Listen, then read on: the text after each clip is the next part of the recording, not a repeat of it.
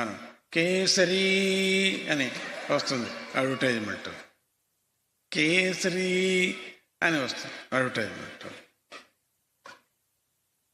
ఆ పాట నాకు వచ్చు, నేను పాడంలే. అట్లా అడ్వర్టైజ్మెంట్ అవుతుంది పాడితే. అట్లా ఒక అమ్మాయి కనపడుతుంది దాంట్లో, ఇట్లా భరేస్తుంది. ఒక అబ్బాయి కనపడతాడు, మా హీరోలు అందరూ హీరోలు. అది మనం అంతా పాన్ పరాకి ఇక్కడ పెట్టుకొని తింటూ ఉంటాం. శ్రీరామ్ జై రామ్ జై జై రామ్ అనుకుంటే కష్టం, ఎవరి మీద ఉమ్మేస్తే కష్టం. అది పాన్ పరాకు క్యాన్సర్కి దారి. అది ఒట్టి దాంట్లో ఒకే తమలపాకు ఉందండి, అది మంచిది. అంటే ఎప్పుడు తినకూడదు, అది చాలా మంచిది. అది దీర్ఘకాలమైనటువంటి దగ్గు కూడా పోతుంది. ఒక తమలపాకు, ఒక చిన్న లవంగము తీసి బాగా దాంట్లో మరగపెట్టి నీళ్లలో ఆ నీళ్లు తాగితే దీర్ఘకాలమైనటువంటి దగ్గు ఉంటుంది. చాలామందికి దగ్గు ఉంటుంది, ఏమిటి తెలియదు, దగ్గుతూనే ఉంటారు, పాపం పోతుంది ఆ దగ్గుపోతుంది. సో ఇట్లా మనకు ఈ ఇంద్రియాలన్నీ కూడా సమసిపోతూ ఉంటాయి. ఆ సమస్య పోకోకుండా ఉండటానికి నిద్ర చాలా ముఖ్యం. మనకు నిద్రపోవాలి మనం, అప్పుడు మనస్సుకి చాలా బాగుంటుంది. పిల్లలు అంతే కూడా 3 గంటలు 4 గంటలు 5 గంటలు నిద్రపోతే వాళ్ళకి పాఠాలన్నీ బాగా వచ్చేస్తాయి. రాత్రంతా కూర్చొని చదివితే ప్రయోజనం లేదు.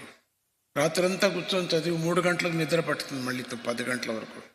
అది చేయకూడదు, అది మహాపరాధం. అది ఆరోగ్యానికి తప్పు అవుతుంది. అది ఆ పరీక్ష టైంలో ఎప్పుడో ఒప్పారు అంతే, అపురూపం. అది దినము చేయకూడదు ఆ పని. సో ఇప్పుడు ఇంకా ఆ రామాయణంలో మనం అన్నప్పుడు ఆ సమయాన్ని చెప్తాడు రాముడు. నేను వెళ్ళకపోతే భరతుడు ప్రతిజ్ఞ చేశాడు. భరతుడు అగ్ని ప్రవేశం చేసేస్తాడు. ఇప్పటికే వార్తలు నాకు అందిన ప్రకారంగా ఇప్పటికే నందిగ్రామం అంటే విజయవాడ దగ్గర ఉండే నందిగ్రామం అనుకోకండి, అదే మా గ్రామమా అనుకోకండి. దీని దగ్గర ఉంటుంది, అయోధ్య దగ్గర ఉంటుంది నందిగ్రామం. ఆ నందిగ్రామంలో స్వామి భరతుడు అగ్ని కూడా వేసుకున్నాడట. అట్లనే రాముడు ఎట్లా వెళ్ళాడు, రాముడు ఎట్లా ఉంటాడు అడవిలో, అదే డ్రెస్లో ఉన్నాడు ఈయన కూడా.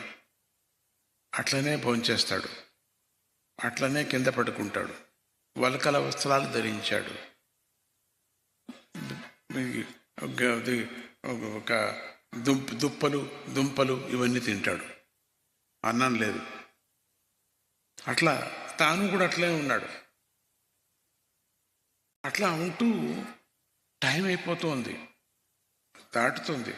రాముడు చెప్పాడు, సరిగా ఈ టైంకి నేను వస్తాను, 14 సంవత్సరాలు అయిన తర్వాత ఈ సమయానికి సరిగ్గా నేను బ్రాహ్మీ ముహూర్తానికి సరిగ్గా నేను వస్తాను.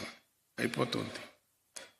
అప్పుడు తట్టుకోలేక అక్కడ భారద్వాజ ఆశ్రమంలో చాలా వెలవెల ఆడుతూ ఉంటాడు. ఎవరు? రాముడు. వెళ్ళలేను ట్రక్కని, ఎట్లా చేసేది? అక్కడ భరతుడు అగ్ని ప్రవేశం చేస్తాడు.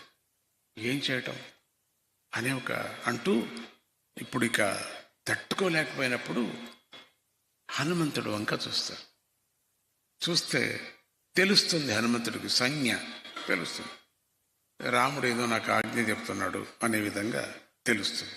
తెలిసి ప్రభు నేను సిద్ధంగా ఉన్నాను. ఆయన ఎంత వాయువేగం కదా, ఆయనది మనస్సు వేగం అంటాడు. వాయువేగం కూడా కాదు, మనస్సు వేగం. మనస్సు అట్లా పోతుంది కదా, ఇక్కడికి అట్లా పోతుంది మనస్సు. పరమాత్ముడు మనస్సు వేగం. ఆ మనస్సు వేగంతో ఉండిన స్వామి ప్రభు నేనేం చేయమంటావు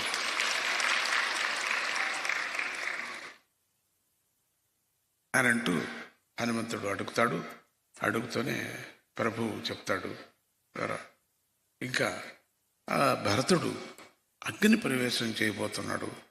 ఈ 40 నిమిషాల లోపల ఈ పుష్కు విమానం వెళుతుంది ఖండితం. కానీ భరతుడి మీద ఉండే ప్రేమ వెళుతుందో లేదో ఒక భయం.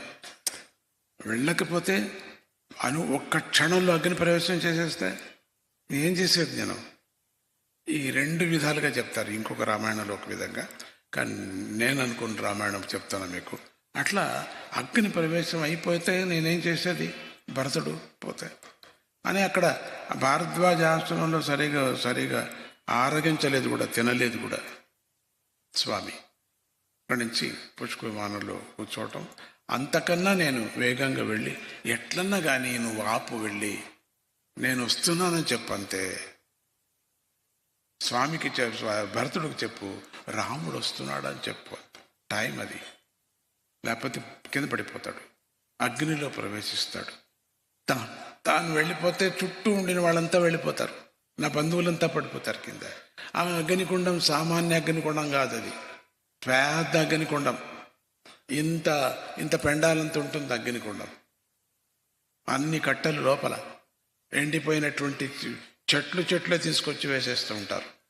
చెట్లే ఎండిపోయిన చెట్లు అటువంటి పెద్ద హోమకుండం అది. రాక్షస బొగ్గులు వేస్తారు దాంట్లో, అటువంటిది. ఆ రాక్షస బొగ్గులు ఎక్కువ ఉపయోగించేవాళ్ళు కూడా. పెద్ద మొద్దులు వేసి దాంట్లో ఎంతోమంది పడిపోతారు. ఆ భరతుడు పడిపోతాను, అందరూ పడిపోతారు.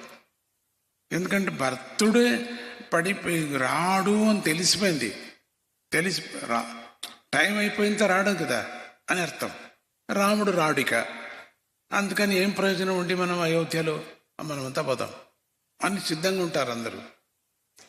అంతట్లోపల హనుమంతుడు బర్రని వస్తాడు. వచ్చినప్పుడు ఇది రావణాసుడు యొక్క మాయ అనుకుంటాడు భరతుడు. ఇక్కడ కూడా ఎందుకంటే వార్త తెప్పించుకుంటుంటాడు కదా. రావణాసుడు రాముడితో కలయపడుతున్నాడు, సీతను ఎత్తకపోయా, ఇవన్నీ గూఢచారులు దండుకున్నారు కదా. అప్పుడు కూడా గూఢచారులు స్పాయిస్ దండుకున్నారు కదా. అంత ఆధ్యాత్మిక స్పాయిస్ వాళ్ళందరూ కూడా. అంతట్లోపల న్యూస్ వస్తూ ఉంటుంది. చక్రవర్తి కదా, రాజు కదా, రాజుకు రాకపోతే ఇంకెవరికి వస్తుంది, రావాలా, వస్తూనే ఉంటుంది.